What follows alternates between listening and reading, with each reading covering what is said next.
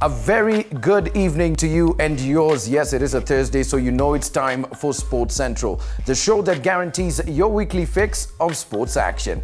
But before we get into the show, today things will be that much more interesting.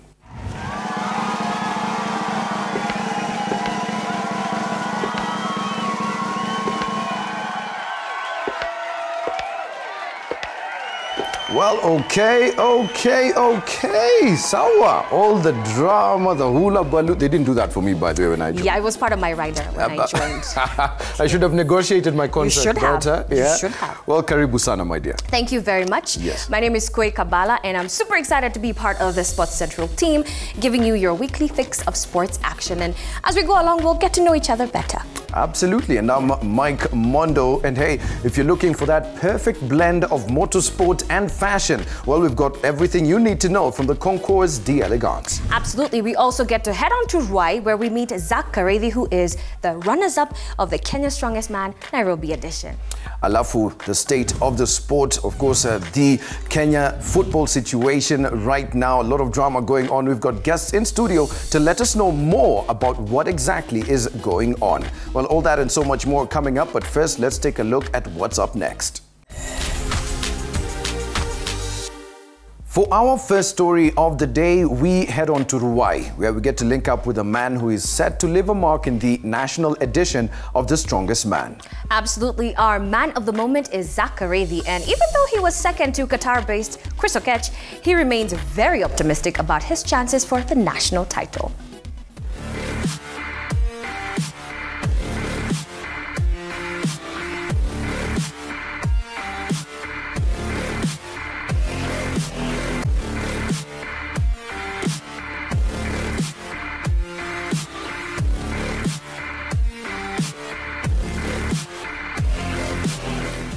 Strongman is more of weightlifting, endurance, speed and power. So you have to combine the three things together, because you can be strong but you can't have the endurance, because some of these exercises or these events that we do, they require more of cardiovascular endurance as opposed to strength. Since I was a kid, I had this obsession of becoming big and strong and lifting heavy weights. I started weightlifting in 2013. It was hard beginning the journey. When I first had the competition in 2015, I didn't get to participate in that one. I watched it and I said, what if I was the one who was in that stage, in that competition, lifting the weights, and maybe one day I can be as successful as those guys. So I went to the gym, started training harder for the competition, for those particular events. My first competition was in Nairobi qualifiers, but I didn't get to win that event. It was more motivating for me to go back to the gym and train even harder. The journey continued. I went to Kisumu, did it again, still failed.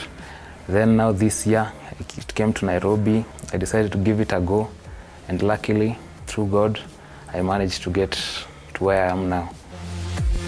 As I was preparing for the Kenya Strongest Man Nairobi edition, I was anxious, I was nervous. I didn't know the number of competitors who will come, who will present themselves in the event. I was doubting myself a little bit. I would have placed first, but the other guy was better than me. But I'm still training so that in the final, I'll be better than him and in future.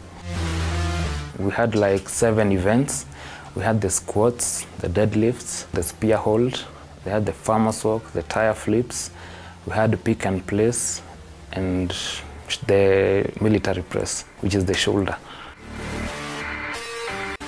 My best 3 events were the deadlift, the farmer's walk, and the pick and place. Before I started the farmer's walk event, I was wondering, is he going to go faster than me so that I may win this competition, or how fast will I be compared to this other guy?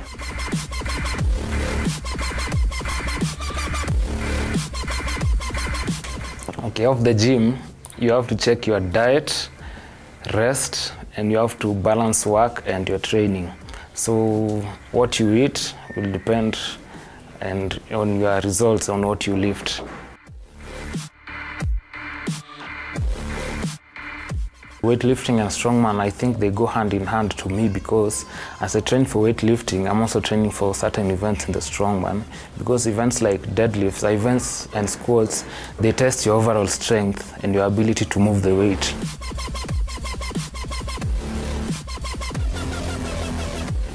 I have particular days where I do weightlifting, like squats, deadlifts, and then I have other days where I do sprints, cardiovascular exercises.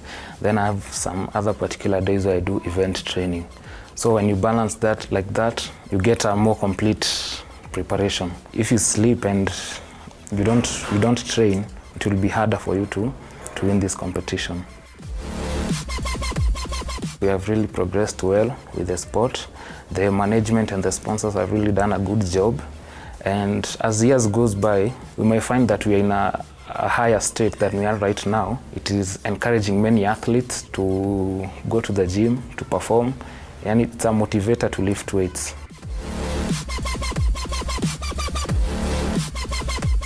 Some of the countries which produce the world's strongest men are like USA. USA has produced an athlete like Brian Shaw. Like Lithuania has produced an athlete like Zydrunas Savickas. Like Russia has produced an athlete, a weightlifter like Mikhail Koklaiv.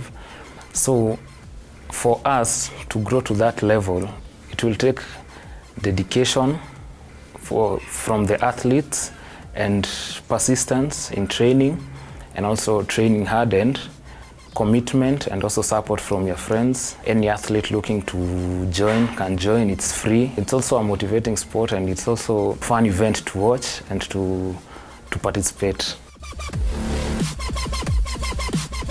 We urge all our fans, all our supporters to come and cheer us up, because without the fans and the supporters, the sport will just be an ordinary sport. It won't grow.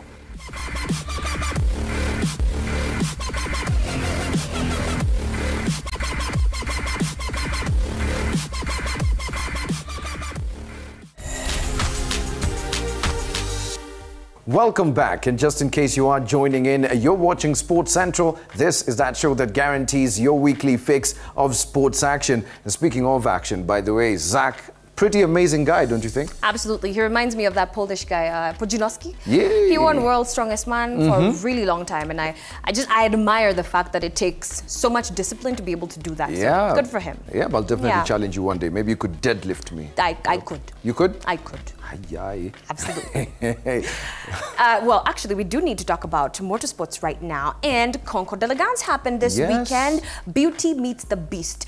Your friend won. Yay! Yes. Larry won. But a big shout out to you, Larry. That VW was amazing. I loved it. Yes, it was. Let's find out what happened.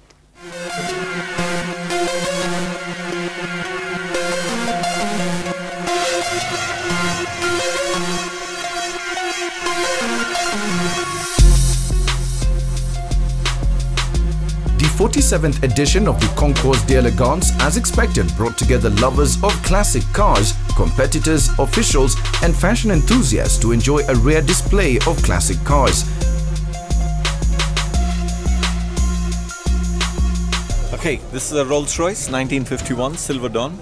Only 735 pieces were made in the world, so this is one of it.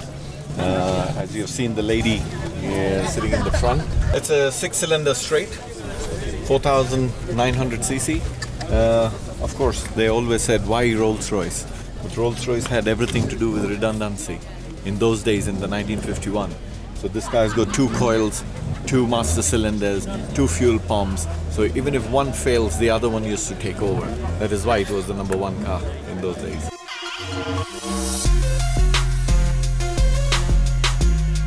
My name is Rakesh Shah, and what we have here is MGB 1966, and this is a new buy for us and the first time entrant at Concours. This is a Mercedes 1971 series, the last of the 126 series.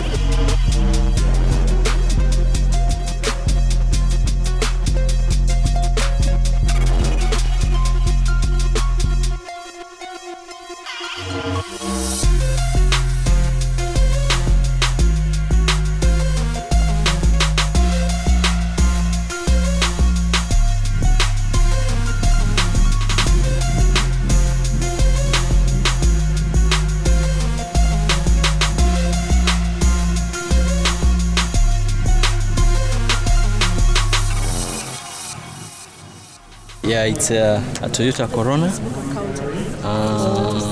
RT40. It's why I like it more. Why I like it so much? It has a very simple engine, very simple. Even a layman can help himself out when he gets stuck on the road.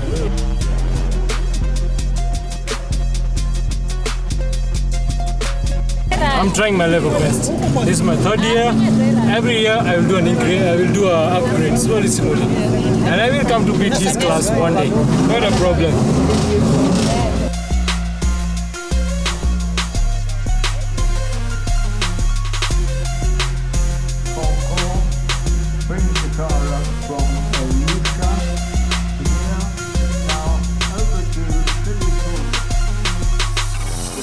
Immaculate. Gosh, that's a lovely looking car. As the competitors showed off their machines in the different categories, there were a number of elements that the examiners took keen note of. Thank you. Okay, thank you very much. I don't want to do too much to it. I love it like this. It's what I think we call a working classic. Do you drive it quite a lot? I do. I drive it on Sundays, but I'll drive it a little bit more.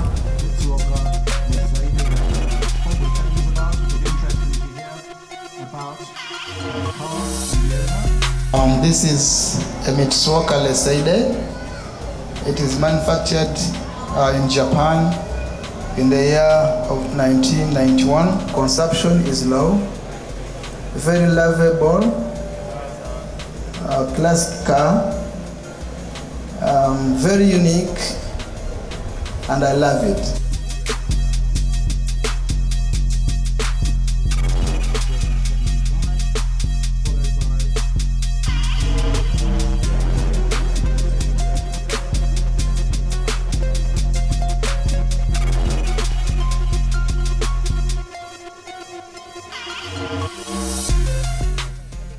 And when it was time to crown the winners, it was Dickon Wilcock who emerged the overall winner in his 1934 Railton of the 2017 edition of the CBA Africa Concours d'Elegance with 274 points.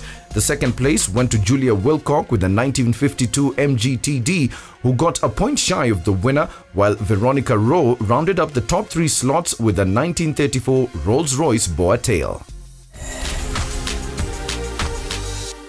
Well, karibu to Sports Central, and tonight we have guests with us in studio, and why we have them here is simply because the last few weeks has seen a lot of activity in Kenyan football, and we are trying to see whether or not we can dig in and find out more about what really is going on. And I'm going to go straight to our guests. If you can please introduce yourselves, tafadhali. Thank you very much, Mike. My name is Jaco Guda. I'm the CEO of the Kenyan Premier League. Okay, my name is Atanas Obango. Head of operations of Extreme Sports Limited. My name is Timothy Olobulu, sports journalist at Capital FM. Sawa sawa. So I'll start with you, Timothy, since tumewazina kwako. Something you've been writing a lot about. We'll start with CHAN 2018. But sad news for Kenya. What exactly, for those who don't understand what's going on, what exactly led to the decision that was made by CAF? We were awarded the CHAN hosting rights in 2014. Yes. We are in 2017. Those are 3 years that the government and the stakeholders took to just look at themselves and smile. Instead of putting energy into making sure that the stadium are ready, the facilities are ready. It's a big heartbreak for Kenya. It's a huge miss for Kenya. It's the second time that CAF is taking away something from us. Yes. And I really doubt whether in future, when we tell them we want to host something, they'll take us seriously. Because 1996 we were to host AFCON. It went to South Africa. 2017 we were to host CHAN. It's gone. We are not sure where it will be taken. So it's a huge heartbreak to the Kenyan fans, to journalists as well, to football players, to Kenyan football players, because Kenya will not take part in CHAN because they'd qualified by virtue of being hosts. But now the players who've been training all along looking at CHAN, they're not going to play anywhere. So it's really bigger than people are trying to portray it out there, that it's a small thing, it's gone. It's a heartbreak for Kenyan football. What does that mean though for young players in Kenya who would have looked at tournaments like CHAN being done in Kenya? I mean, how do they feel in terms of now opportunities like this being stripped away from the country? Does it affect them also on the grassroots level? Yeah, it does, because it's very unfortunate that this is the second time we're missing out on a very, very big tournament. And for the young and upcoming players, it's a big blow, because this was an opportunity for them to be able to see some of the players they only see on TV and whatever. But it's a big, big blow, and I think the blame game has now started. That everybody's blaming one another. But we as stakeholders, we just feel that something went wrong. Yes. It's a matter of misplaced priorities in terms of what we want for Kenyan football. Because surely this is one of the best opportunities for us to redeem ourselves as a country in terms of football development. Being the CEO of the Kenya Premier League, I'm sure you definitely have encountered similar challenges, especially when it comes to stadia and issues like that. So what's the way forward? I think we need to go back as stakeholders and take stock of what we've done wrong, or what we've done, or what we've not done. You realize, as Timothy just said, we got the hosting rights in 2014. Yes. I think from their onset, we should have set up an organizing committee to fast-track the issue of stadia.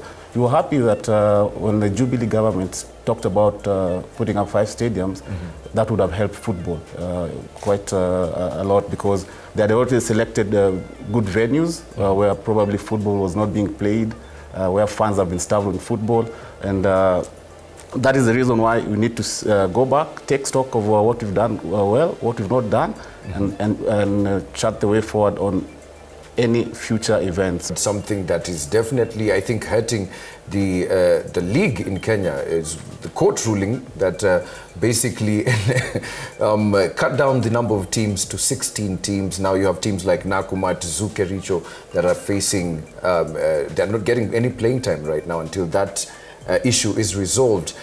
As the Premier League and with FKF, what exactly is the drama that's going on? Kuna mvutano ama ni...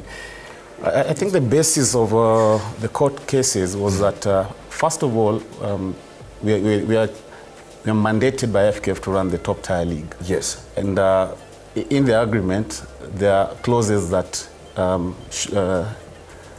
that tell us on the roles of FKF and the roles of KPL. Yes. Why couldn't this have waited?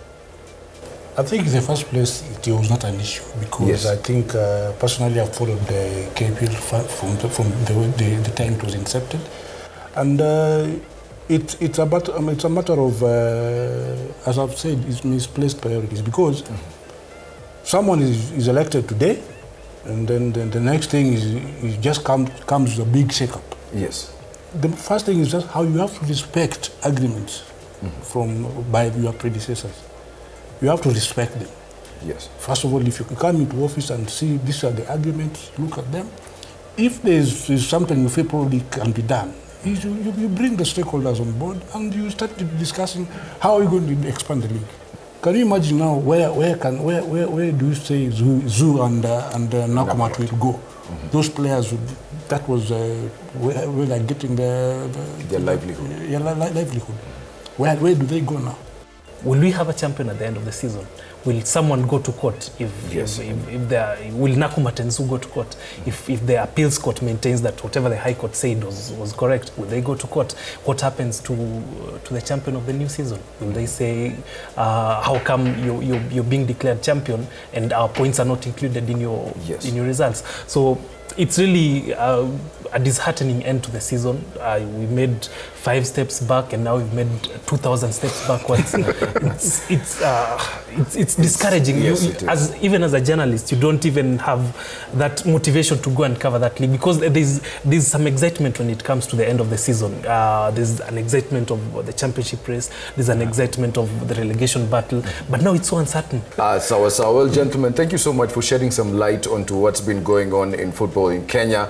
We do hope we can have you guys here again. Keep it Sports Central, because we have more coming your way. Don't move a muscle. We'll be right back after this.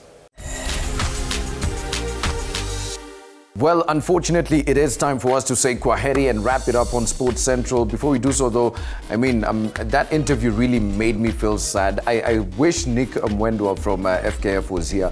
He would have been able to explain his side of the story too. Absolutely. And if you look at our TL, Shiro_Florence was saying, good is not good when better is expected. And I feel that really sums up the situation right now, because if you look at the two teams that are being left out, Nakumatt FC, Zukericho, they're in limbo ideally. They can't play, and so many of the players actually depend on that for their livelihood, and it's a really terrible situation, and we hope for better days. Yes, we absolutely do hope for better days.